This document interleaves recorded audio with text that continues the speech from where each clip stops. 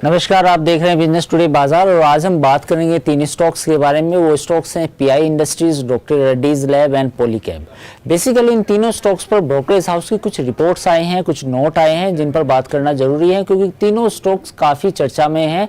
अगर हम रिटर्न की बात करें तो रिटर्न के मामले में भी ये मल्टी बैगर रहे हैं। हालांकि डॉक्टर रेड्डीज लैब को तो आप कह सकते हैं कि एक फार्मा स्टॉक्स हैं, लेकिन पॉलीकैब और पीआई इंडस्ट्रीज की अगर बात करें तो इन दोनों स्टॉक्स में काफ़ी तेज़ी देखने को मिली है।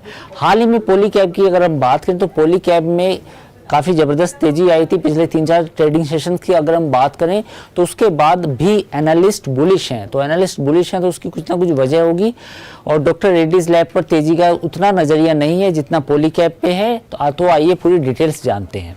सबसे पहले हम बात करते हैं पीआई इंडस्ट्रीज की। पीआई इंडस्ट्रीज पे जेफरीज की क्या राय है। बेसिकली जेफरीज ने बाई की रेटिंग दी है और टारगेट दिया है 4750।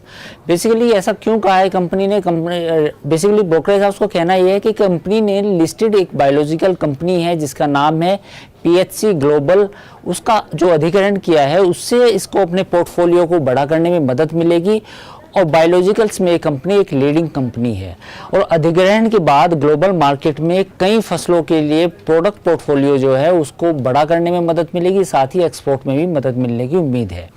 अधिग्रहण से करीब $75 मिलियन की सालाना आय क्षमता बढ़ सकती है। नए प्रोडक्ट के ट्रैक्शन को देखते हुए जो वैल्यूएशन है फिलहाल आकर्षक लग रही है और अगर प्रोडक्शन भारत में होता है तो बिजनेस में जो मुनाफा है वो भी बढ़ सकता है। तो कुल मिला के जो पीआई इंडस्ट्रीज पे जेफरीज है वो बुलिश है। अब बात करते हैं डॉक्टर रेड्डीज लैब की।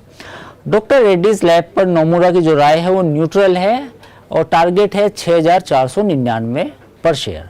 बेसिकली डॉक्टर रेड्डीज ने हाल फिलहाल में एक जो कंपनी है निकोटीन रिप्लेसमेंट थेरेपी की जो ब्रांड्स बनाती है, यूरोपियन कंपनी है, उसका 500 मिलियन यूरो में अधिग्रहण करने की तैयारी कर रही है।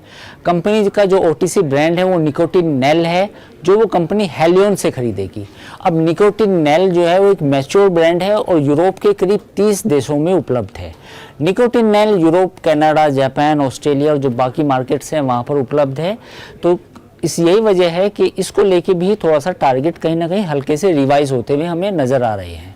तो इस अधिग्रहण के बाद जो ईपीएस है, ईपीएस के भी अगर हम काउंट करें तो ईपीएस के लिहाज से भी ये अधिग्रहण बेहतर है और आरओसी की हम बात करें तो ये 8 से 9% तक हो सकता है।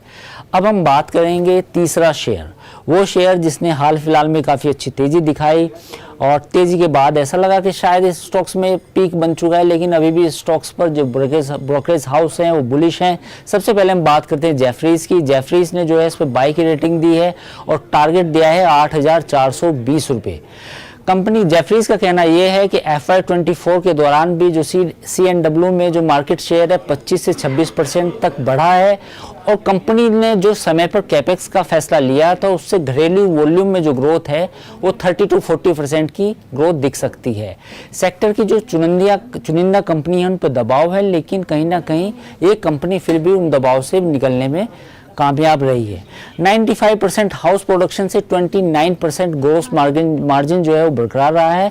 हालांकि कच्चे माल में फिलहाल जो वोलेटिलिटी रही है, लेकिन फिर भी कंपनी अपनी मार्जिन बचाने में कामयाब रही है। यही वजह है कि पॉलीकैब में भी टारगेट रिवाइज होते हुए नजर आ रहे हैं। तो आज हमने 3 स्टॉक्स की चर्चा की, Polycab, PI industry and doctor Reddy's lab.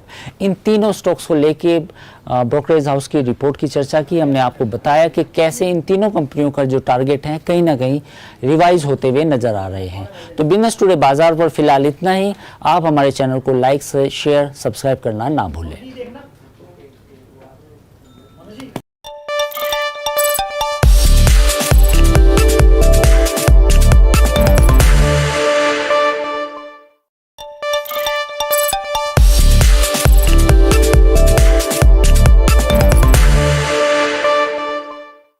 Now, talking about India's growth story, I would like to say that India is at the